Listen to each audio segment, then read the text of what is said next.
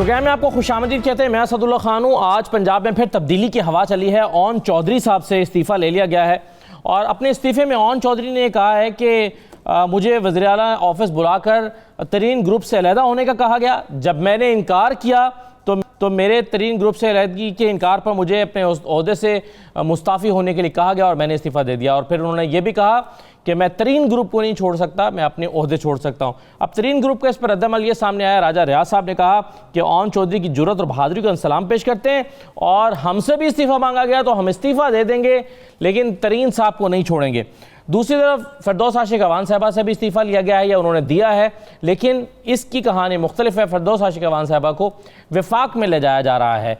अब पंजाब में जो 2 ओहदे खाली हुए हैं उसके लिए दौड़ धूप शुरू हो चुकी है, भाग दौड़ हो रही है, सिफारिशें हो रही हैं, लॉबिंग हो रही है। वज़ीर तलात के ओहदे पर नाम एक मरतबा फिर सुन रहे हैं हम फ़याज़ुल हसन चौहान साहब का, और मुआविन ख़ुसूसी यानी ओन चौधरी साहब की जगह पर भी बहुत से लोग अपनी अपनी कोशिशें करने में लगे हुए हैं। अब एक तो अब सवाल यह है कि ये तब्दीलियाँ क्यों हुई हैं, क्या हुआ है। फिरदौस आशिक अवान साहबा को क्या प्राइम मिनिस्टर का जो है वो मुआविन ख़ुसूसी लगाया जा रहा है और उनको बहबूद आबादी का पोर्टफोलियो दिया जा रहा है, ये क्या सूरत हाल है। और फिर दूसरा हमारा जो मौजू है वो नवाज शरीफ के बरतानवी वीज़े में तोसी की दरख्वास्त मुस्तरद होने के हवाले से है।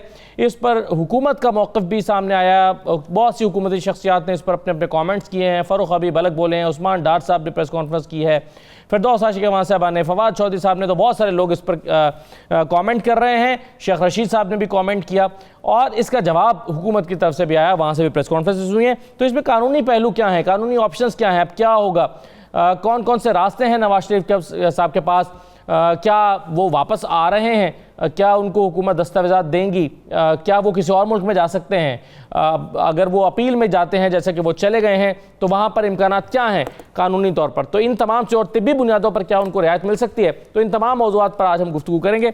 मेरे साथ गुलजान साहब मौजूद हैं, सीनियर तजज़कार है, बहुत शुक्रिया। और यह साहब अवैस तौहीद साहब हमारे साथ मौजूद हैं, आप भी सीनियर तजज़कार है। अवैस साहब बहुत शुक्रिया। कमल शोज़ब हमें ज्वाइन कर रही हैं, पाकिस्तान तहरीक इंसाफ के रहनुमा हैं। मैं सबको खुशामदीद कहूँगा। सबसे पहले कमल शोज़ब साहबा, ये ओन चौधरी साहब ने कहा है कि मुझे बुलाकर कहा गया तरीन ग्रुप को छोड़ दो और वरना इस्तीफ़ा दे दो, तो उन्होंने कहा कि मैंने इस्तीफ़ा दे दिया। ये ओन चौधरी में ऐसी क्या खास बात थी कि उनसे इस्तीफ़ा मांगा गया? बाकी भी तो बहुत सारे लोग हैं तरीन ग्रुप में। बिस्मिल्लाहिर्रहमानिर्रहीम। Thank you very much Asad. मैं समझती हूँ कि ये तो अभी वन साइडेड बयान आया है और ओन चौधरी साहब की तरफ से आया है। मेरे ख्याल में हुकूमत के तर्जुमान या जो पंजाब में मौजूद लोग हैं उनमें से किसी ने इस बारे में अभी बयान नहीं दिया। तो अगर हम इसको एज इट इज़ भी ले लें तो मेरे ख्याल में जी, मैं इसी पे कह रही हूँ कि जब ओहदे दिए जाते हैं तो इस प्रॉमिस के साथ तो नहीं दिए जाते हैं कि अब आप फॉर एवर इसके साथ ही रहेंगे। जाहिर है किसी गवर्नमेंट के कोई अपना इंटरेस्ट होता है, जिस बंदे को वो सिलेक्ट करते हैं या लेकर आते हैं उससे कोई काम लेना होता है। तो और ये इस्तेहकाक है वज़ीर आला का कि अगर वो अपने इस तरह के जो ओहदे हैं जो उन्होंने खुद अपनी मर्जी से जो लोगों को दिए हुए हैं उनसे वो वापस भी ले सकते हैं। तो मेरे ख्याल में इसमें इतनी नहीं, लेकिन वजूहात होती है ना, हम वजूहात पे बात कर रहे हैं। वजूहात तो उन्होंने खुद ही बता दी हैं। अगर आप जिस हुकूमत के साथ काम कर रहे हैं उसी हुकूमत के इंटरेस्ट वॉच नहीं कर पा रहे होंगे या आपसे वो जिन्होंने पोर्टफोलियो आपको दिया है वो आपसे सेटिस्फाई नहीं होंगे तो आप उनका इस्तेहकाक है वो बगैर वजूहात के भी आपको हटा सकते हैं और लगा भी सकते हैं। इसलिए मैं नहीं समझती कि इसको इतना ज़्यादा हाइप देने की जरूरत है। मेरा सवाल यह है कि फिर मोहम्मद अजमल चीमा साहब उनको लग रहा होगा या नौमान अहमद लंगड़ियाल साहब जो एग्रीकल्चर के मिनिस्टर हैं, ये भी तरीन ग्रुप में और मिनिस्टर्स हैं, इनके पोर्टफोलियोज क्यों नहीं वापस लिए गए? देखिए, मैं यही तो आपको कह रही हूँ कि जो पोर्टफोलियो देने वाले हैं वो इस वक्त अथॉरिटी हैं वज़ीर आला साहब। अब अगर उनको लगता है कि जो उन्होंने ओन चौधरी साहब को पोर्टफोलियो दिया हुआ है अगर उस पर वो डिलीवर नहीं कर पा रहे और वो उनसे इस्तीफा मांग लेते हैं तो अब ओन चौधरी बाहर आके कोई भी जस्टिफिकेशन दें वो दे सकते हैं, लेकिन वो चैलेंज नहीं कर सकते चीफ मिनिस्टर की अथॉरिटी को। इसी तरह प्राइम मिनिस्टर साहब अपने अगर कैबिनेट में से किसी को हटा दें या लगा देंगे, उनका प्योरली उनका अपना इस्तेहकाक है कि वो किसको रखना चाहते हैं किसको नहीं। बाहर आके तो लोग बहुत सारे जी वो तो हटा सकते हैं, दोनों का इस्तेहकाक पर तो बहस ही नहीं हो रही। तो फिर आप देखें असद, बाहर आके तो 10 जस्टिफिकेशंस आप अपने लिए दे सकते हैं, तो मेरे ख्याल में इतना मार्जिन तो उनको दे देना चाहिए कि जब किसी ओहदे से कोई हटता है तो फिर उसने कोई ना कोई तो जस्टिफिकेशन अपने जाने की देनी होती है। लेकिन बेसिकली जो बिल्कुल सही है मगर हमने पहले भी देखा कई मर्तबा उसको आप चैलेंज नहीं करते। फिरदौस आशिक अवान साहबा को वफाक से हटाया गया। असद एक सेकंड और जी, असद एक मिनट सुन ले। अगर आप कह रहे हैं कि अजमल चीमा साहब और लंगड़ियाल साहब को नहीं हटाया गया तो फिर आप खुद ही देख लें कि अगर ये इस तरीके से स्लॉटर करना होता कि तरीन ग्रुप को टारगेट किया जाता तो मेरे ख्याल में वो इनसे ज्यादा जो है वो स्ट्रांग ओहदों पे बैठे, पहले उनको हटाया जाता। तो इसलिए ये मेरा ख्याल है ये जस्टिफिकेशन और ये इस तरह की बात बनती नहीं है। ओन चौधरी साहब हमारे भाई हैं, लेकिन आई थिंक कि जो इस तरह का ये जो पोर्टफोलियोज होते हैं ना एडवाइजरी के, या ये प्योरली इस्तेहकाक के अगर हटा दिया जाए तो इस तरह की बातचीत जो है या इस तरह की जस्टिफिकेशन उस पर बनती नहीं है। सही है। अच्छा, लेकिन अवैस तो साहब हमने देखा कि फिरदौस आशिक अवान साहबा को भी हटाया गया, इख्तिलाफात थे पार्टी के अंदर और होते हैं कई मरतबा, लेकिन उन्होंने ये नहीं कहा कि जी मैं मेरे साथ मेरे प्राइम मिनिस्टर हाउस में कुछ लोग मेरे खिलाफ थे या मुझे निकाल दिया गया या ये हुआ। आप डिप्लोमेसी का मुजाहरा करते हुए इस तरह की स्टेटमेंट नहीं देते, लेकिन यहाँ पर तो ऑल द वे ओन चौधरी साहब ने मुड़कर नहीं देखा और स्ट्रेट अवे उन्होंने कहा कि मैं तरीन ग्रुप के साथ हूँ, मैं खड़ा हुआ हूँ और मुझे यहाँ से हटाने की कोशिश की गई है, कहा कि आप तरीन ग्रुप को छोड़ दें। ये उनकी स्टेटमेंट है जिसकी अभी तक तरदीद नहीं आई और कोई इस वक्त पंजाब इन्फॉर्मेशन मिनिस्टर शायद मौजूद भी नहीं है, क्योंकि फिरदौस आशिक अवान साहबा ने जो इस जिम्मेदारी पर थी उन्होंने भी रिज़ाइन कर दिया। इस पोजीशन को क्लियर करने के लिए शायद अभी कोई दस्तयाब भी नहीं है। तो आप ये जो तब्दीलियाँ हो रही हैं, और फिर एक और मज़े की बात यह है, चले पहले आप इसका जवाब देना, आप इसको कैसे रीड करते हैं, मैं एक और सवाल फिर बाद में अलग से करता हूँ। देखिए, ओन चौधरी साहब जो हैं वो बहुत बड़ी शख्सियत अगर नहीं है, लेकिन हमने उनको इमरान खान साहब के मीनार पाकिस्तान के जलसे के बाद 2011 के जलसे के बाद हमेशा उनके साथ साथ देखा है।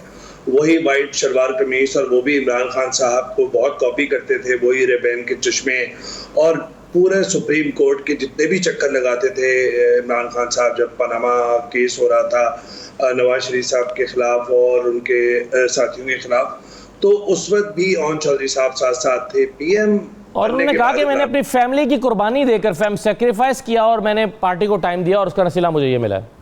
इनके ताल्लुकात ज़ाती नौइयत के बहुत हैं, फिर बनी गाला में बहुत ये रहे हैं, उसके बाद पीएम हाउस से फिर इसी तरह वो निकाले गए हैं। पीएम हाउस से निकाले गए तो बुज़दार साहब के वज़ीर आला हाउस में आ गए, फिर उससे पहले बनी गाला से निकाले गए।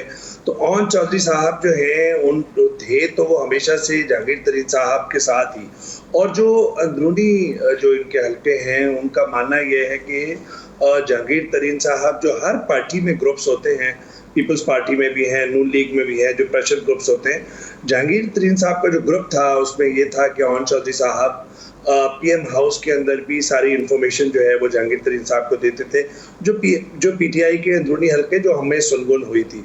तो ओन चौधरी साहब का निकल जाना एक बहुत बड़ी शख्सियत का निकल जाना तो नहीं, लेकिन ये बात जाहिर है कि ओन चौधरी साहब का निकल जाना जहांगीर तरीन ग्रुप की बुनियाद पर ये बड़ी अहमियत का हामिल है कि इसका मतलब ये है कि कहीं ना कहीं एक पैनिक है पंजाब के जो हुकूमती हल्के हैं। और दूसरा ये इसका मतलब ये भी है ना कि जहांगीर तरीन ग्रुप जो है वो अभी भी खटक रहा है, हुकूमत को इरिटेट कर रहा है।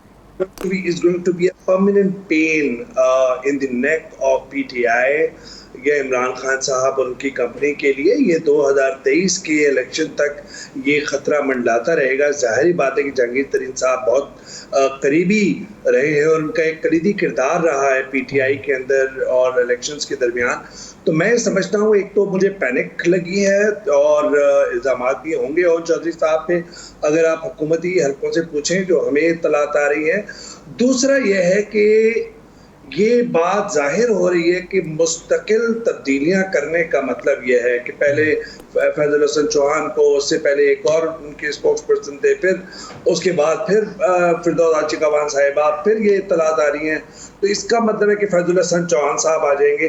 तो इसका मतलब है कि आपकी या तो परफॉर्मेंस का मसला है कि आप समझते हैं कि इस दौरान आप दो नाम मिस कर गए, शमशान बुखारी भी आए, मियां असलम इकबाल भी आए इसी पोर्टफोलियो पे। जी, तो वही तो असद कि पंजाब गवर्नमेंट की कारकर्दगी ये समझते हैं बुज़दार साहब वगैरह और जो इनके थिंक टैंक है कि उसका एक सही बयानिया नहीं जा रहा मीडिया पे।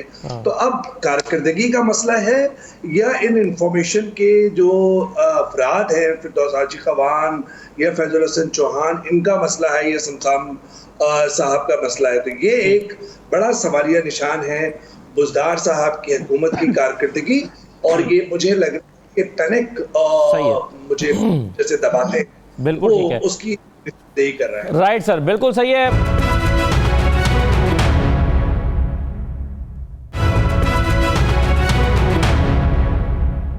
इस पैटर्न को कैसे देखते हैं औरिया साहब के? अब विफाक की अगर हम बात करें, फवाद चौधरी साहब आए, उनको रिप्लेस करती हैं, फिरदौस आशिक साहबा आ जाती हैं, फिर दूसरे आ जाते हैं, फिर फिरदौस आशिक साहबा को भेज दिया जाता है पंजाब में। अब पंजाब से उनसे इस्तीफ़ा ले लिया गया है, वापस वो विफाक पे जा रही हैं। और यहाँ पर फैजुल हसन चौहान साहब आए, उनको हटाया गया, फिर वो आए, फिर हटाया गया, और अब फिर शायद वही आ रहे हैं, उन्हीं का नाम चल रहा है फैजुल हसन चौहान साहब का। ये बार बार अगर उसी शख्स ने आना होता है तो उसको हटाया क्यों जाता है? देखिए, पीटीआई का जो बेसिकली मीडिया ओरिएंटेशन है वो है खबरदार, खबरनाक, इस तरह की चीज़ों को लिए सारी स्टाइल वही है, और उसी हिसाब से उनको बंदे चाहिए होते हैं। इसी तरह आगे और बाकी लोगों का भी मामला चल रहा है। असल मसला यह है कि आप मुझे बताएं कि सीरियसनेस कहाँ पर है। जो एक तर्जमान होता है हमेशा नॉर्मली हुकूमत का एक होता है और उसी हिसाब से वो उसको फीड करते हैं। आप देखें ना, जो कैबिनेट मीटिंग के अंदर सेक्रेटरी इंफॉर्मेशन जो है ये परमानेंट मेंबर होता है। वो क्यों होता है? इसलिए कि वो समझता है कि सारी चीजों की इंफॉर्मेशन हो, फिर मिनिस्टर को ब्रीफ करे और फिर उसके बाद मिनिस्टर आगे बताए उसको। लेकिन यहाँ कुछ नहीं है। यहाँ आपको एक तरह के आदमी चाहिए, वो होता यह है कि वो भला हुए, खैर हुए, आबाद हुए, वो एक करता है उसका तो वो चल पड़ता है, दूसरा करता है दूसरा चल पड़ता है। कोई सीरियसनेस कम से कम तर्जमान के लेवल पे नहीं। इतने ज्यादा तर्जमान हैं कि पीटीआई के इस सारे क्राउड के अंदर समझ नहीं आती कि किसकी बात पे एतबार करें, किसकी। और सबसे एक और बात बताऊं, सबसे बात है पीटीआई के तर्जमानों की जुगत समझने के लिए आपको एक खास सेंस ऑफ ह्यूमर चाहिए कि वो किसको जुगत लगा रहे हैं, कैसी जुगत लगा रहे हैं, किस्सा कहां से क्या मीनिंग निकलते हैं। आपको मुकम्मल तौर पे एक डिक्शनरी ऑफ द जुगत ऑफ पीटीआई जो है वो आपको जुमानी तो नहीं होती ना, मगर कहीं भी इससे पहले कभी नहीं होता था। नहीं, जुमानी तो बहुत होते हैं ना। आप जुमानी पे मैं आपको 50,000 एक पूरी लुगत आज से 5 साल का, ये जो 5 साल गुजरेंगे ना पाकिस्तानी सियासत के, आपको पाकिस्तान की सियासत की मजाक के ऊपर बकायदा पीएचडी करानी पड़ेगी। ऐसी कमाल की चीजें। अच्छा, लेकिन औरिया साहब देखिए, आर्गुमेंट चल पड़ा है जो अभी आया भी है वो ये है कि ये प्राइम मिनिस्टर का इस्तेहकाक है, वो जिसको हटाएं, जिसको लगाएं, जितनी बार मर्जी हटाएं, जितनी बार मर्जी लगाएं। वज़ीर आला का इस्तेहकाक है, एक को हटा दें, दूसरे को लगा दें, उसी को वापस लाएं, ये इस्तेहकाक है। ये भी जो आर्गूमेंट आया भी है, तो ये आर्गूमेंट आप क्यों खरीदने को तैयार नहीं है? नहीं, मैं तो कहता हूं इस्तेहकाक है, जो मर्जी करें। जाहिर बात है आपने पब्लिक सामने फेस करना है, अपने पल्ले को फेस करना है। आप आज बंदा हटाएं, कल हटाएं, आप ये तो आपका इमेज खराब होगा ना। देखिए ना, ऑन चौधरी का जो किसी और का इमेज खराब नहीं तो आपका इमेज खराब होता है। जो देखिए, अच्छा बंदा वो समझा जाता है कि जिसके सबॉर्डिनेट्स जो है वो कई सालों से उसके साथ चले हो। जिसका नौकर 10 साल से, 20 साल से, 30 साल से चला होता है, वही समझा जाता है कि ये मर्दम शनास है, इसके साथ लोग रहते हैं। एक आम सी बात है, पहचान है एक आदमी की। लेकिन अगर आदमी का हर तीसरे दिन नौकर बदला जाए तो या तो पाकिस्तान में नौकर खत्म हो गए हैं या बंदा ठीक नहीं है जिसके पास नौकर जाते हैं। तो ये एक पहचान है। बदले, हमने कहा कब इस्तेहकाक नहीं है? बिल्कुल इस्तेहकाक है। बदलें, रोज बदलें। सुबह एक वजीर रखें, शाम को दूसरा रखें, बिस्मिल्लाह करते जाएं। ये किसने कहा कि नहीं? आप समझते हैं गैर संजीदगी का आकाश है, ये अमल जो है ये गैर संजीदगी का आकाश है, आप समझते हैं? नहीं, मैं इसके इतना बड़ा इल्जाम नहीं लगाना चाहता। संजीदगी बुनियादी तौर पर इनहेरिट होती है। आप ओवरऑल देखें, आप अपनी वहां पे कुल्हाड़ी मार रहे होते हैं ना। पब्लिक इमेज क्या जाता है आपका? Public image. और दूसरी बात यह है कि जहांगीर तरीन का जहां तक इशू है, जहांगीर तरीन एक ग्रुप ऐसा है कि जिसने पीटीआई को यहां पर खड़ा कर दिया है कि आज वो अगर पंजाब में या पाकिस्तान में कोई बिल पास कराना चाहें तो जहांगीर तरीन का इशारा मौजूद ना हो तो बिल पास नहीं कर सकते। सिंपल मेजॉरिटी में बिल पास नहीं कर सकते। इसका मतलब यह है कि आपकी हुकूमत जहांगीर तरीन ग्रुप की वजह से किसी किस्म की कानून साजी करने से बिल्कुल खत्म हो चुकी हुई है। उनका आप बात माने, इसलिए वो मामला जिटरी तो होता है। तबीयत तो खराब होती है, परेशानी तो होती है। ये क्या हो गया हमारे साथ? अब मसला ये है कि इसी बुनियाद पर अपना मुनसिलाई जो है वजीर भी बन गए हुए, इसी बुनियाद के ऊपर बाकी लोगों के भी नखरे उठाने पड़े। और मैं एक और बताऊं जी, अपने घर में से अपने कजन के नखरे कोई नहीं उठाता, पड़ोसी के जरूर उठा लेते हैं। ये बेसिकली जहांगीर तरीन जो है वो कजन है उसके अंदर का ग्रुप का, पार्टी का बंदा है, इसलिए मसला बना हुआ है। ठीक है। चलें कमल साहब, इस पर अगर कुछ कहना चाहें तो मैं छोटा सा ब्रेक ले रहा हूँ, इस पर कमेंट कर दें, और उसके बाद हम जो नवाज शरीफ साहब का मामला है जिसमें उनके वीज़े में तौसी नहीं हुई, और इससे फौरी तौर पर तो तासुर ये मिला कि अब उनके पास दुनिया में रहने को कोई ठिकाना नहीं बचा और उनको दस्तावेज़ात पाकिस्तान से लेकर पाकिस्तान आना पड़ेगा। लेकिन क्या यही हकीकत है? ये जो परसेप्शन है क्या दुरुस्त है? और कानूनी रास्ते नवाज शरीफ के पास कौन कौन से हैं? एक ब्रेक लेते हैं, ब्रेक के बाद वापस आते हैं।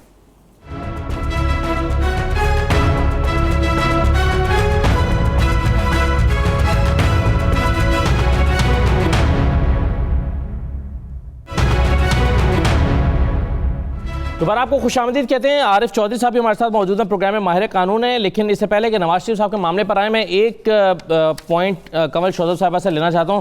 कमल साहबा, ये एक ही वजीर को आप 2-3 बार जब हटाते हैं और 2-3 बार दोबारा लेकर आते हैं तो इसका क्या मतलब होता है? ये पैटर्न मिसाल के तौर पर फैज़ल चौहान साहब को इसलिए लाया जाता है, ये समझा जाता है कि इसलिए लाया जाता है कि वो अपने हरीफों को ज़रा सख्त ज़बान में डील करते हैं और सख्त बयान देते हैं, लेकिन जब वो मसाला ज़्यादा तेज़ कर देते हैं तो उनको हटा दिया जाता है। कुछ अर्से के बाद ख्याल आता है कि नहीं वही ठीक थे, उन्हीं को वापस लाया जाए। शमशान बुखारी साहब तो बड़े ठंडे ठंडे से हैं, मियां असलम इकबाल भी मुकाबला नहीं कर पा रहे, तो ये क्या स्ट्रेटजी है? देखिए, मैं रिस्पॉन्ड करना चाह रही थी, औरिया मकबूल साहब जो हैं वो सीनियर है, मैं उनकी रिस्पेक्ट करती हूँ, लेकिन बहुत सख्त अल्फाज उन्होंने इस्तेमाल किए हैं। हुकूमती तर्जमानों में मेरा भी शुमार है और भी बहुत सारे लोग हैं। हम बिल्कुल ना भांडों वाली हरकतें करते हैं, ना जुगतबाजी करते हैं। हम तो स्टैटिस्टिक्स पे आपको हमेशा इन्फॉर्मेशन देते हैं और कोशिश करते हैं कि एजुकेट करके उठें। जहाँ तक आप फयाजुल हसन चौहान या कुछ और लोगों की बात कर रहे हैं, इसका दूसरा पहलू भी है। ज़रूरी नहीं है कि उनको सिर्फ इसलिए लाया जाता है कि वो बड़ी सख्त ज़ुबान इस्तेमाल करते हैं। फयाजुल हसन चौहान साहब का अपना स्टाइल है, वो अपने तरीके से चलते हैं। और आपको शायद याद होगा कि जब उन्होंने माइनॉरिटीज़ के बारे में कोई बात की थी और एक फिल्मी एक्ट्रेसेस के बारे में, तो उनको उस सज़ा में, उस पादाश में उन्हें हटाया गया था, पनिश किया गया था। और फिर उसके बाद उन्होंने क्या रिक्वेस्ट की थी। दूसरा पोर्टफोलियो देने का रीज़न ये था कि वो जेल जो इदारा है, जो वजारत है, वो इंतहाई निगलेक्टेड थी और उसमें काफ़ी सारी करप्शन और इश्यूज आ रहे थे। वहाँ का जो अमला है, 30-30, 35-35 साल नून लीग ने यहाँ हुकूमतें की हैं, उस वजह से उन्होंने अंदर तक हर बंदा अपना लगाया हुआ है, तो उसको बेहतर करने की भी ज़रूरत है। एक खिलाड़ी अगर पहली दफ़ा में एक पोजीशन पे परफॉर्म नहीं कर रहा, उसको दूसरा पोर्टफोलियो दिया, अगर वो वापस भी आ जाता है, तो मैंने जैसे आपको पहले कहा कि वज़ीर आज़म साहब का इस्तेहकाक है या चीफ मिनिस्टर साहब का इस्तेहकाक है, वो अगर बेहतर समझते हैं कि बंदा इसमें कैपेसिटी डिलीवर कर सकता है तो वो बिल्कुल करेगा। जहां तक आपने मुकम्मल हो गया है, अब वहां पर वो नून लीग के बंदे रिप्लेस करके अपने बंदे लगा लिए, उन्होंने टास्क कंप्लीटेड है, अब वो वापस आ रहे हैं। असद, अभी तो उनकी कोई अपॉइंटमेंट हुई नहीं है, तो बिफोर टाइम हम ऐसी डिस्कशन में क्यों पड़ गए हैं? और दूसरा ये कि बंदे लेफ्ट जाएं या राइट जाएं, बात सारी ये कि आपको तो डिलीवरी चाहिए ना, रिजल्ट्स चाहिए। बुजदार हुकूमत अगर डिलीवर कर रही है, इस वक्त मुराद अली शाह साहब ने बड़ी तनकीदें की, सिंध में कोरोना का बेड़ा गर्क हो गया। आप पंजाब में देख लें, आप वहां रहते भी हैं, आपने एक्सपो सेंटर में मारधाड़ नहीं देखी, दरवाजे और खिड़कियां टूटते नहीं देखे। आखिर कोई मैनेजमेंट हुई है ना? हालांकि डबल ट्रिपल आबादी का वो सूबा है, बारिशों में उन्होंने मैनेज किया है। लाहौर में जहां पे बूट पहन के और टोपी पहन के लोग जाके अदाकारी करते थे, वहां नीचे टैंक्स बनाए। ये काम सारा इसी हुकूमत के नीचे हो रहा है। मसला ये है कि देखें, किसी वक्त जरूरत होती है कि ज्यादा आपको चाहिए होता है कि वोकल बंदा आए जो पूरे मामला को कवर कर सके। पंजाब इतना बड़ा है जिसका बहुत बड़ा पोर्टफोलियो भी था, इतना कुछ हो रहा था जो चीजें हाईलाइट नहीं हो रही थी। तो इस चीज को बिल्कुल आप खातिर जमा रखें कि कोई बदतमीजी करने के लिए फील्ड में लोगों को उतारा जाता है। फवाद चौधरी साहब जब सेकंड टाइम आए, आप देखें उन्होंने बेहतर मैनेज किया, स्ट्रैटेजी बेहतर की, और हुकूमत के वफाक के वही तर्जुमान है जो पॉलिसी स्टेटमेंट होती है या कैबिनेट के बाद वही आके देते हैं। अब मैं प्रेस कॉन्फ्रेंस करूं तो क्या मुझे कहा जाएगा कि आप क्यों प्रेस कॉन्फ्रेंस करिए, हुकूमत का क्यों मौकफ दे रही है? भाई मेरा हक है, मैं दे सकती हूँ, मैं पार्लियामेंट की मेंबर हूँ, मेरे पास इंफॉर्मेशन है, तो मैं प्लानिंग पे भी बात कर सकती हूँ, दूसरी चीजों पे। लेकिन तर्जुमान का जो एक पोर्टफोलियो है वो तो मिनिस्टर के पास होता है और ये तो नॉन फैक्ट है। बिल्कुल सही, ये मौकफ आ गया। मैं ज़रा आना चाहता हूँ दूसरे इशू पर, नवाज शरीफ साहब वाला मामला, और उस पर मोहम्मद ज़ुबैर साहब हमारे साथ मौजूद हैं, मुस्लिम लीग नून के सीनियर रहनुमा हैं। ज़ुबैर साहब बहुत शुक्रिया। सर, क्या एक तासुर जो हमें हुकूमती प्रेस कॉन्फ्रेंस से मिला है, वो तासुर तो ये है कि नवाज शरीफ साहब अब सख्त मुश्किल में आ गए हैं और उन्हें वापस आने के सिवा उनके पास कोई चारा नहीं है, चाहे 2 महीने लगे या 3 महीने लगे। क्या ये दुरुस्त है कि नवाज शरीफ साहब के रास्ते जो हैं वो अब बहुत महदूद रह गए हैं और वो पाकिस्तान को आना ही होगा, या उनके पास और रास्ते मौजूद हैं? कैसे आप सिचुएशन को रीड कर रहे हैं? देखिए, मैं कोई मेडिकल साइंस पे तो नहीं जाऊंगा, ना ही इमिग्रेशन लॉज पर जाऊंगा। पॉलिटिकली सिर्फ इतनी बात है कि ये हुकूमत वाले जो भी कह लें, उनको भी पता है कि अगर नवाज शरीफ वहाँ रहेंगे तो इनके लिए मुश्किलात कम हो। नवाज शरीफ जब वापस आएंगे तो हुकूमत के लिए मुश्किलात में इजाफा होगा। अगर नवाज शरीफ रेलिवेंट ना होते तो दिन में 5 प्रेस कॉन्फ्रेंसेज उनके बारे में ना होती और उनको बिल्कुल इस तरह से इतना फोकस किया भी ना जाता।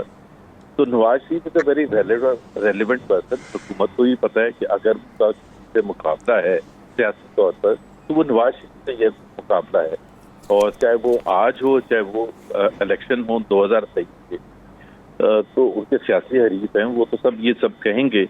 लेकिन पर्सनली मैं समझता हूँ, और बड़ी कॉमन सेंस की बात है, क्यों हुकूमत चाहेगी कि नवाज शरीफ वापस आए और ये मुसीबत बने। अच्छा ज़ुबैर साहब, ये जो एक इंटरप्रिटेशन दी है या कंक्लूजन ड्रॉ किया है फवाद चौधरी साहब ने, उन्होंने कहा कि चूंकि वो तिब्बी बुनियादों पर वहाँ हैं और उनको तिब्बी बुनियादों पर बसी जो वीज़ा है उसमें तोसी नहीं मिली, तो इससे साबित हो गया है कि नवाज शरीफ बीमार नहीं है। ये कंक्लूजन उन्होंने ड्रॉ किया है। जबकि पिछले दिनों शहबाज शरीफ साहब ने जो इंटरव्यू दिया था उसमें उन्होंने कहा कि नहीं, वो उनकी तबीयत अभी भी ख़राब है। तो उनकी तबीयत कैसी है क्या, और क्या ये जो कंक्लूजन ड्रॉ किया गया ये ठीक है आपके ख्याल में? देखिए ना, पहली बात तो ये है कि ये तो जिस दिन वो जहाज में बैठे भी नहीं थे तकरीबन, तो उस वक्त से ये बात आनी शुरू हो गई थी कि नवाज शरीफ बीमार हैं या नहीं बीमार हैं।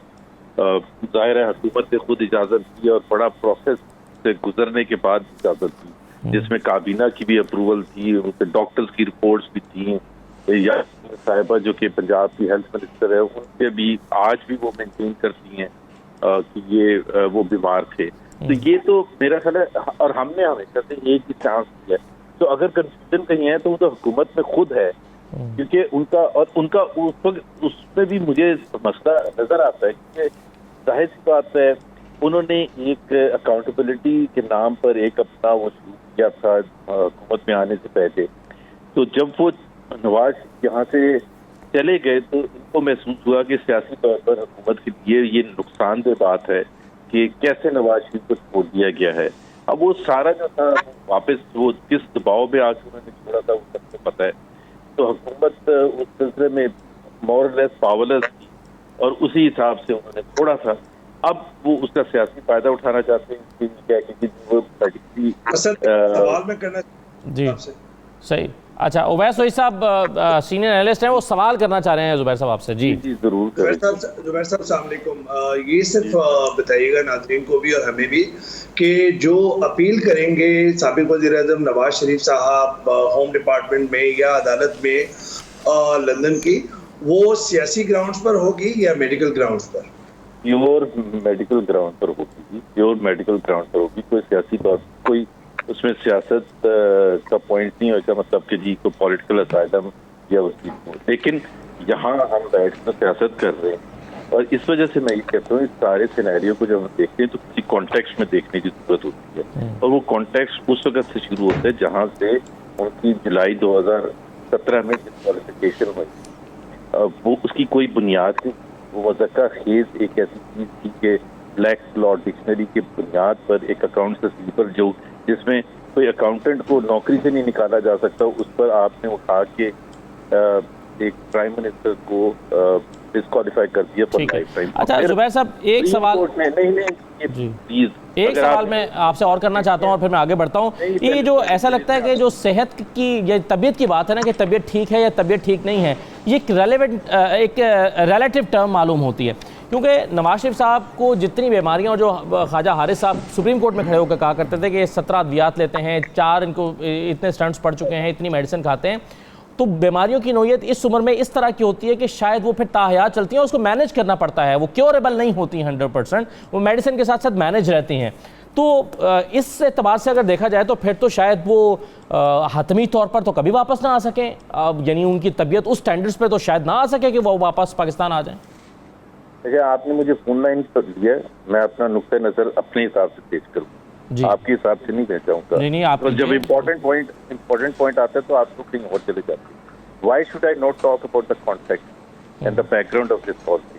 आप भी घबरा जाते थे। अगर आपने डिस्कस करना होता तो फिर आप नहीं बिल्कुल नहीं घबरा रहे, आप बात करें सर जुबैर साहब, कोई घबरा नहीं रहे। मैं ये कह रहा था कि सुप्रीम कोर्ट ने उसके बाद डिस्क्वालिफिकेशन के बाद पाकिस्तान की तारीख में पहली दफा और आखिरी दफा कि डायरेक्ट किया नैब को, जो कि उनका मैंडेट नहीं है कोर्ट का। नैब इज एन इंडिपेंडेंट ऑर्गेनाइजेशन, वो अपने हिसाब से केसेस करती है। डायरेक्ट किया कि रेफरेंसेस फाइल करें। फेक अकाउंट्स केस में भी ऐसा हुआ। वैसे एक और मिसाल भी अभी फौरी तौर पर जो मेरे ज़हन में आई है वो जरदारी साहब वाले फेक अकाउंट्स केस में भी हुआ है।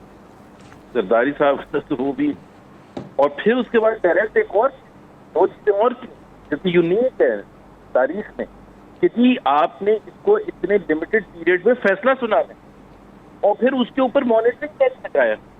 और मॉनिटरिंग जज वो था जो उस 5 बेंच में शामिल था। तो कॉन्फ्लिक्ट ऑफ इंटरेस्ट तो पहले ही आ गया था कि जी वो चाहते क्या थे। और फिर इलेक्शन 2018 से पहले कन्विक्शन करवाई और उनको जेल में डाला गया।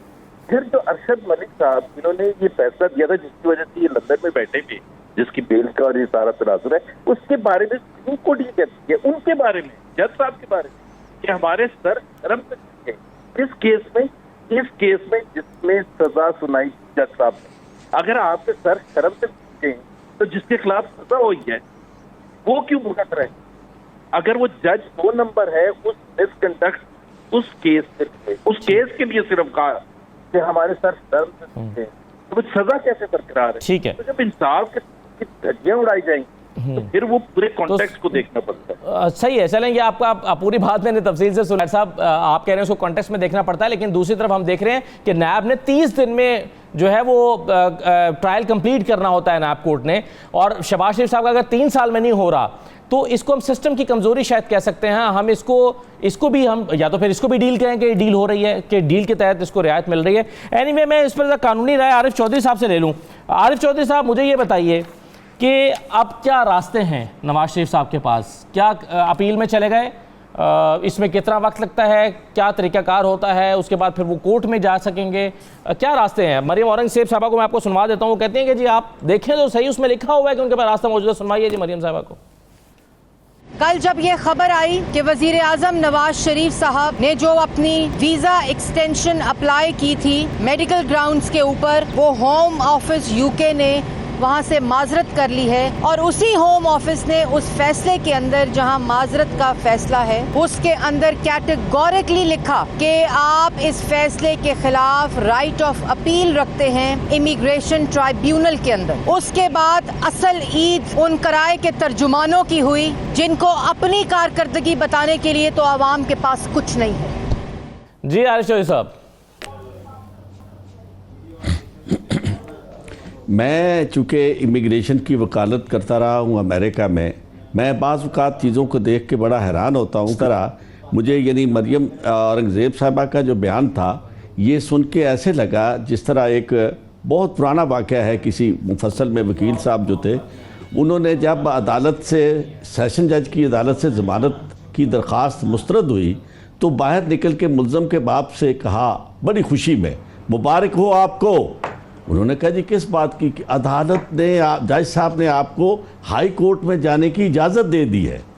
एग्जैक्टली वही अंदाज जो था वो मरियम औरंगज़ेब साहिबा का, यानी एक रूटीन की बात है कि कोई भी शख्स अपील में जा सकता है और फैसले में ये 2 लाइनें लिखी होती हैं, आप ये कह रहे हैं? यहाँ वो मतलब कोई ऐसी गैर मामूली बात नहीं है। और दूसरी तरफ ये आप देखें कि जो हुकूमती तर्जमान हैं वो भी सियाको सबाक से हट के चल रहे हैं।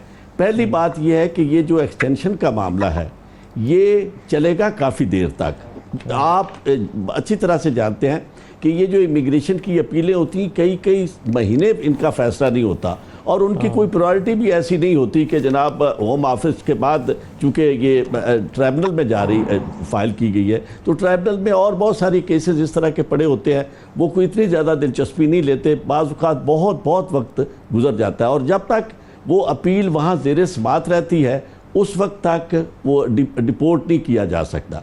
और दूसरी बात एक बड़ी इंपॉर्टेंट है, वो ये है कि एक बात साबित हो गई कि नवाज शरीफ साहब का जो मौक़िफ़ था बीमारी के मामले में, उसमें कम अज़ कम वो होम ऑफिस को कन्विंस नहीं कर सके, वरना होम ऑफिस इस मामले में बहुत ज़्यादा कंसिडरेट होता है और बड़े रेयर केसेस में मेडिकल तो आप क्या समझते हैं, अगर होम ऑफिस को कन्विंस नहीं कर सके तो अपील का फिर स्कोप क्या होगा? अपील का अल्टीमेट तो मैं यही देख रहा हूं कि अपील खारिज हो जाएगी। उसकी वजह यह है कि ये पॉलिटिकल असाइलम का केस नहीं है और नवाज शरीफ साहब पॉलिटिकल असाइलम फाइल कर भी नहीं सकते। उसकी वजह यह है कि पॉलिटिकल असाइलम आपको पहले दिन से करनी पड़ती है। बिल्कुल जी, वो कह रहे हैं तिब्बी बुनियादों पर जाएंगे, लेकिन औरिया साहब इसमें मैंने सवाल किया था, भी उन्हीं बुनियादों पर मांगी है, तो उसका जवाब आ नहीं सका। अभी जुबैर साहब से जो मैंने सवाल किया था कि इस मरहले पर जो उनकी बीमारियों की नौयत है, और वो हमें ख्वाजा हारिस साहब से सुप्रीम कोर्ट में बहुत तफसील से मालूम हो चुकी है कि जी इतने इनको हार्ट अटैक हो चुके हैं, इतने इनको स्टंट पड़ चुके हैं, 17 अद्वियात खाते हैं और इनको ये 8-10 संगीन बीमारियां हैं। तो इस उम्र की इस नौयत की बीमारियां, अल्लाह ताला उनको सेहत दे, लेकिन आप बैक टू नॉर्मल वाली बात नहीं हो सकती, आपको बीमारियों को मैनेज करके चलना पड़ता है। तो अगर आप इन बीमारियों की ये नौयत बरकरार रहती है तो फिर तो कभी वापस नहीं आएंगे। देखिए, आप पूरे केस को स्टडी करें। मैं समझता हूं पहली बात औरिया साहब उनकी इस बुनियाद पे रिजेक्ट हुए। आरिफ चौधरी साहब एक मिनट मौका दीजिएगा औरिया साहब से। जी, पूरे केस का आप स्टडी करें। नवाज शरीफ की अपील इस बुनियाद पे एक्सटेंड नहीं हुई कि he does not have the valid travel documents. Valid travel documents Pakistan government ने इशू करने होते हैं, और वैलिड ट्रैवल डॉक्यूमेंट आपका फंडामेंटल राइट है। अनलेस आप एक आदमी को ये डिक्लेयर करें कि हमारा शहरी नहीं है, या फिर उसको पासपोर्ट से डिनाई करते हैं। ये बड़ी इंपॉर्टेंट चीज मैं बता रहा हूं आपको। होम डिपार्टमेंट ने बुनियादी तौर पर अपनी इनकैपेसिटी को वहां पर इसलिए शो किया है, आप तो केस पढ़े ना उसके अंदर, कि हम उसको एक्सटेंड इसलिए नहीं कर सकते। या तो आप असाइलम लें और कहें कि मेरी पाकिस्तान की गवर्नमेंट मुझे वीजा नहीं दे रही, मुझे पासपोर्ट नहीं दे रही। जब आप असाइलम नहीं ले, आप एक रेगुलर विजिटर हैं, तो आप कह रहे हैं कि मुझे मेरी गवर्नमेंट डिनाई कर रही है वैलिड ट्रैवल डॉक्यूमेंट्स की, इसलिए आपका एक्सटेंशन नहीं हो रहा। अब उस वक्त जब आप अपील में जाएंगे और उस अपील के अंदर आप ये कहेंगे ये रीजंस हैं मुझे ना, उस पर फिर केस खुलेगा। और फिर उसके बाद क्यों नहीं दे रहे, कैसे नहीं दे रहे, ये वजह है। दुनिया में जब तक आप किसी शख्स को अपनी शहरियत से खारिज नहीं करते, आप उसको पासपोर्ट डिनाई नहीं कर सकते किसी तौर पर भी।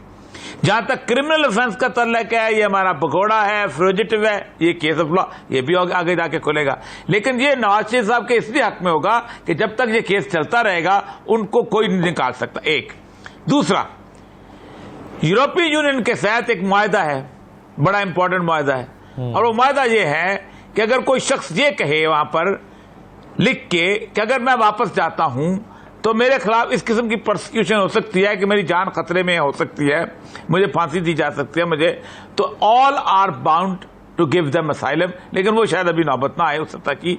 लेकिन एक बात बताऊं आपको कि बुनियादी तौर पर पाकिस्तान ने अगर वैलिड डॉक्यूमेंट उनको जारी कर देते, तो फिर अगर बरतानिया उनको एक्सटेंड करती, तो फिर पाकिस्तान जो था उसको ज्यादा फुटेज पे होता कि देखे बरतानिया ने उनको एक्सटेंड कर दिया, हमारे मुजरिम को वो किया है। ये इन्होंने जिसने भी मशवरा दिया कि हम पासपोर्ट जारी नहीं करेंगे, हम ये नहीं करेंगे, ओ भाई खुदा के लिए केस अपना लड़ना सीखो वहां पर किसी जगह पर जाके। बिल्कुल सही है। ओवैस तो साहब, कैसे क्या मुस्तकबिल देखते हैं आप नवाज शरीफ साहब का बरतानिया में? देखिए, मैं समझता हूँ कि नवाज शरीफ साहब का जो तौसी नहीं हुई उनके वीजे के अंदर, बाद में शायद हो जाए 6-8 महीने के बाद। एक तवील अपील का एक प्रोसेस है, तो लेकिन उनके जो सियासी एक सेटबैक है नून लीग की सियासत को और नवाज शरीफ साहब की सियासत को, क्योंकि ये बयानिए की जंग अगर लड़ रहे हैं आप, मीडिया के थ्रू लड़ रहे हैं, तो उसमें फिर ये बात काउंट करेगी कि आपको वीजे के अंदर तौसीक क्यों नहीं हुई। इसका मतलब ये है कि आपके जो बीमारी का जो आपने प्ली ली थी उसके अंदर कहीं कमजोरी है। मैं समझता हूँ कि नवाज शरीफ साहब ने सियासी गलती की है वापस ना आने के बाद, लंदन से वापस ना आने के बाद, और ये पार्टी के लिए एक बड़ा सेटबैक है और पार्टी के अंदर क़यादत का क्राइसिस भी है। और ये अब तक इतनी कंफ्यूजन है नून लीग के रैंक्स एंड फाइल के अंदर, उनका वोट बैंक इंटैक्ट होगा लेकिन रैंक्स एंड फाइल में बहुत कंफ्यूजन है सर कि शहबाज शरीफ साहब का बयानिया सही है मुफाहिमत का या मरियम नवाज साहिबा और नवाज शरीफ साहब का बयानिया है। आप देख लीजिए, शहबाज शरीफ साहब ने तो कहा कि जो सदर है नून लीग के, उन्होंने कहा कि मैं नेशनल रिकंसिलिएशन चाहता हूँ, मैं मुफाहिमत का रास्ता चाहता हूँ। अपने इंटरव्यू में उन्होंने कहा कि मैं 2018 के अंदर अगर हमारी हिकमत अमली बेहतर होती तो नून लीग वो इलेक्शन भी जीतती और शायद उनके भाई नवाज शरीफ जो हैं वो वज़ीर आज़म बनते। तो इसका मतलब है कि उन्होंने अपने शाहिदा खान अब्बासी और दूसरे जो लोग हैं जो जुड़े हुए हैं नवाज शरीफ साहब के साथ, बयानी के साथ, उनको क्रिटिसाइज़ किया उनकी हिकमत अमली पर। और आज़ाद कश्मीर के इलेक्शन में हिस्सा न लेने की एक बड़ी वजह यही थी कि शहबाज शरीफ साहब जो है वो मुतमईन नहीं थे, वो ये नहीं चाहते कि वो आज़ाद कश्मीर में जहाँ पे कश्मीरी रियासत के साथ, रियासती इदारों के साथ अपनी लड़ाई को जोड़ते हैं मौजूदा कश्मीर की आज़ादी के लिए, वहाँ पर जाकर अगर मरियम नवाज साहिबा ने एंटी एस्टैब्लिशमेंट बयानिया चुना तो मैं समझता हूँ गलत है और उनकी शिकस्त की एक वजह ये बयानिया टो करने के लिए है। तो all in all it's a setback for Noon league. Noon league की पॉलिटिक्स के लिए एक सेटबैक है, चाहे वो उनकी तोसी हो जाए और लेकिन उनको वापस आना चाहिए था। एक और बहुत बड़ी सियासी गलती की है नवाज शरीफ साहब ने। सही है, बिल्कुल सही है। एक सवाल मरियम औरंगजेब साहबा ने पूछा है और उसका जवाब अदब साहबा दे सकती हैं। उन्होंने कहा कि जी उनको जेल से निकाल के नैब में क्यों भेजा गया और वहाँ ऐसा क्या किया कि उनकी तबीयत ख़राब होगी, आपने क्या किया, इसका हिसाब दें, इसका जवाब दें। एक छोटा सा ब्रेक लेते हैं और फिर मैं आरिफ चौधरी साहब से ये भी पूछना चाहता हूँ कि तिब्बी बुनियादों पर क्या उनको रियायत मिल सकती है। वो एक लिस्ट ऑफ जो उनकी बीमारियां हैं वो अगर रखते हैं बरतानवी हुकाम के सामने और अदालतों में जाकर, तो क्या उन डॉक्यूमेंट्स को देखकर, जैसे कि सुप्रीम कोर्ट में वो डॉक्यूमेंट्स दिए गए थे, बीमारियों की तफसील दी गई थी और सुप्रीम कोर्ट ने उनको फिर रियायत भी दी थी 6 हफ्ते के लिए। उनको कहा था कि जी आप जाइए, बाहर चले जाइए 6 हफ्ते के लिए, और फिर लाहौर हाई कोर्ट ने से उनको जो है वो 4 हफ्ते की या 6 हफ्ते की 8 हफ्ते की मोहलत दी गई। तो एक ब्रेक लेकर देखते हैं कि तिब्बी बुनियादों पर बाहर से भी ऐसी सहूलत मिल सकती है जैसे उनको यहाँ पर मिली थी। ब्रेक के बाद वापस आते हैं।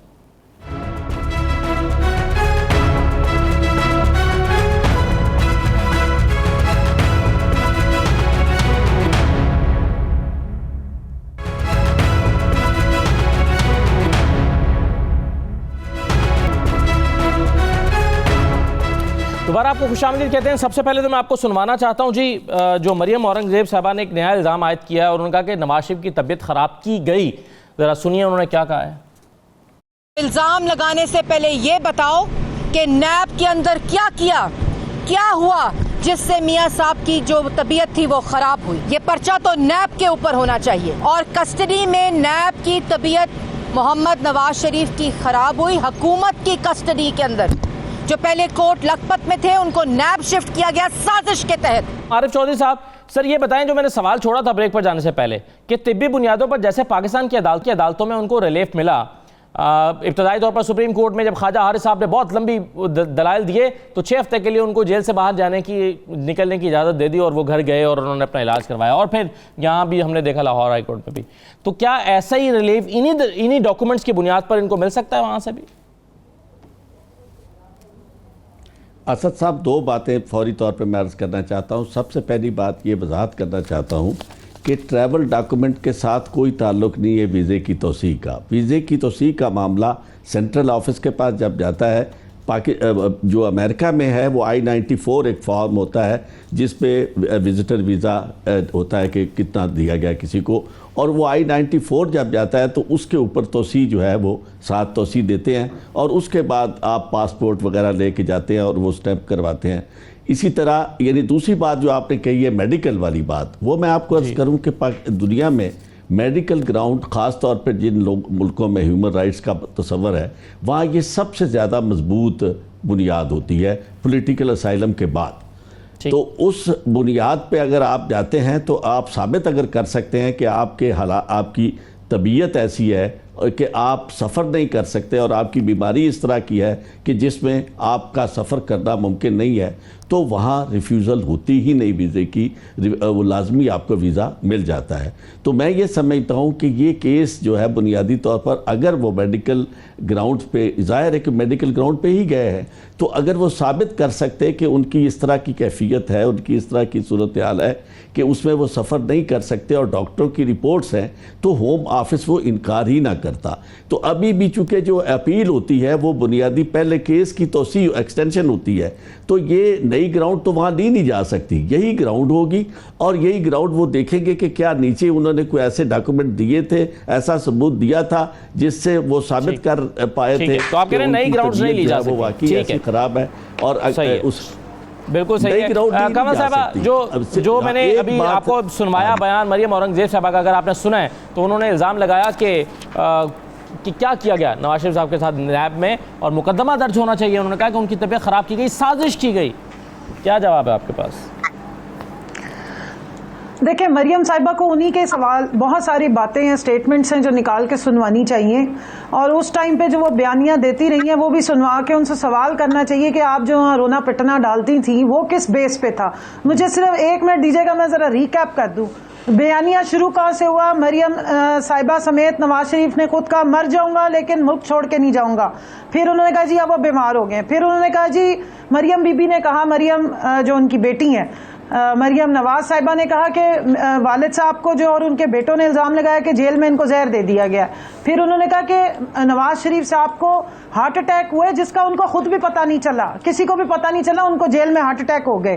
फिर उन्होंने कहा जी सब बर्बाद हो गया। डॉक्टर अदनान आ गए सामने, उन्होंने कहा जी इनका तो दिल, दिमाग, फेफड़े, किडनी सब फारिग है। कुछ अरसे बाद प्लेटलेट्स उस लेवल पे चले गए जो आज तक हमने सुने ही नहीं थे कि 2000 प्लेटलेट्स रह गए, अब इनका बाहर जाना नागुज़ीर है।